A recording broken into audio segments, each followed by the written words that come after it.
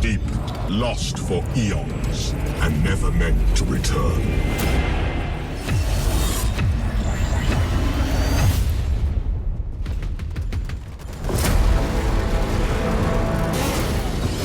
We stand defiant.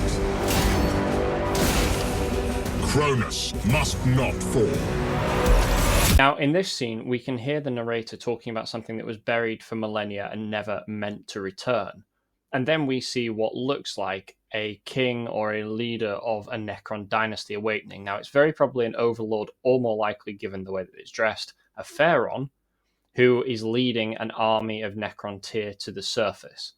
Now, this is very bad news for several reasons. First is, if it's a Necron tomb world and they have a pharaoh there and they've got a massive dynasty there, it's unlikely that anything that fights them will survive, whether that be the Tau, whether it be the Eldar, the Adeptus Astartes, whoever. It is a very difficult situation for anyone to win.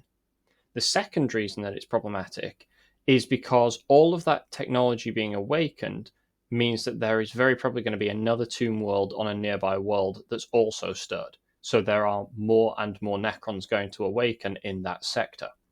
What we then see is a lone Space Marine taking on a Scorpek destroyer. Now, that's a very challenging situation for an army of Space Marines to take on. A full squad would not be able to destroy a Scorpek destroyer easily. But one-on-one fighting, it's a different matter entirely. That Scorpek is probably going to win that fight. What we see is his helmet is dislodged, and he's on his back. He then picks his bolt pistol up and shoots. It would take a hell of a lot to kill that destroyer with just a bolt pistol, even if it was a heavy bolt pistol. Now, the narrator states that Kronus must not fall. Now, Kronus was the setting for the game Dawn of War Dark Crusade.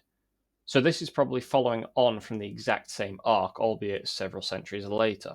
In the previous Dawn of War Dark Crusade, the clash took place between 7 different factions. You had the Eldar of Craftworld Ulthwé, Astra Militarum, Space Marines, Orcs, Tau, Wordbearers, and the Necrons. Here we'll probably see some of the same factions, although I doubt that we'll see the likes of the Tau and the Eldar on this game, specifically as part of the main campaign.